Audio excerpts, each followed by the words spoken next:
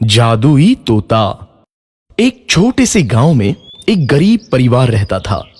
उस परिवार में रामू और उसकी बीवी सीता उसके बेटे चिंटू के साथ रहते थे।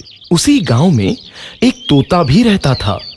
उसका नाम था रघु। वो किस्मत का धनी था।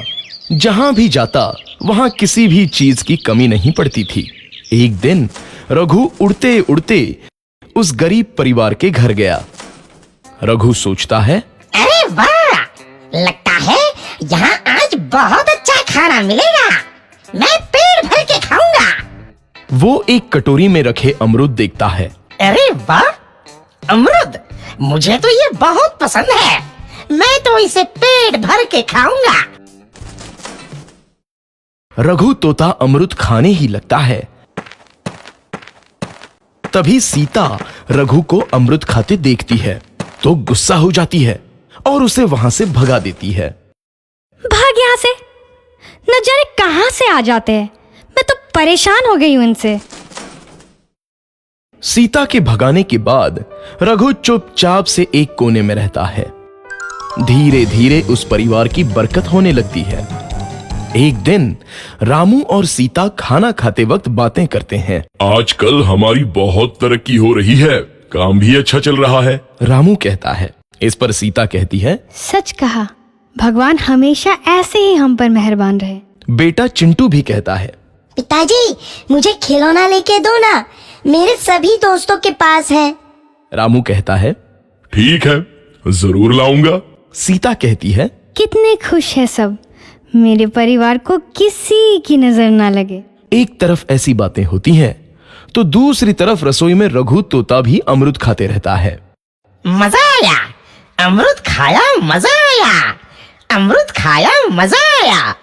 तभी सीता रसोई में आती है और रघु तोते को अमरूद खाते देख बहुत गुस्सा होती है। सीता रघु को बाहर निकालने के लिए पिंजरे में अमरूद रखती है। रघु जब अमरूद खाने लगता है तो पिंजरे का दरवाजा बंद हो जाता है और वो उसमें फंस जाता है। मुझे बाहर निकालो, मैं यहाँ फंस गया हूँ, मुझे बचाओ। अगले दिन सीता पिंजरा उठाकर बाहर दूर उस रघु को छोड़ देती है। रघु के जाते ही उनके घर आई बरकत धीरे धीरे कम हो जाती है।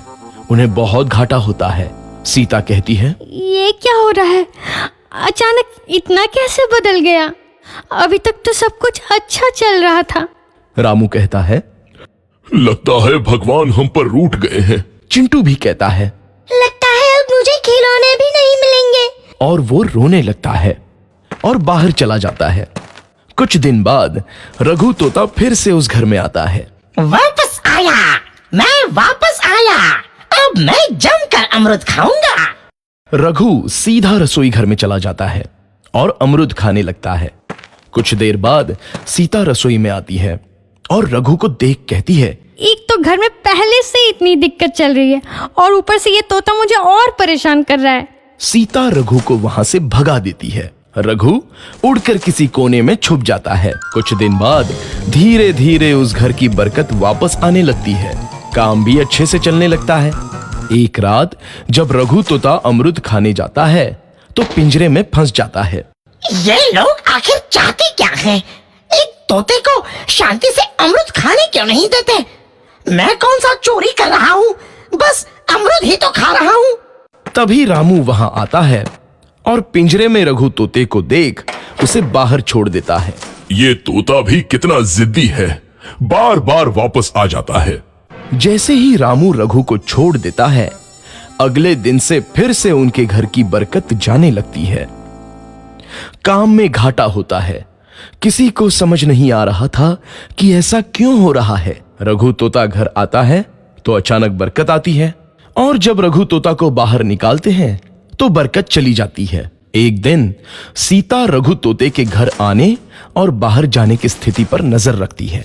ये तोता जब भी घर आता है तो घर में बरकत आती है और जैसे ही ये घर से बाहर जाता है तो उसी के साथ बरकत भी चली जाती है। कहीं ये जादुई तोता तो नहीं है? अगली बार जब ये तोता घर आएगा तो मैं इसे कहीं नहीं जाने दूंगी। सीता रघु का बहुत इंतजार करती है लेकिन रघु तोता दोबारा उस घर में कभी नहीं आता।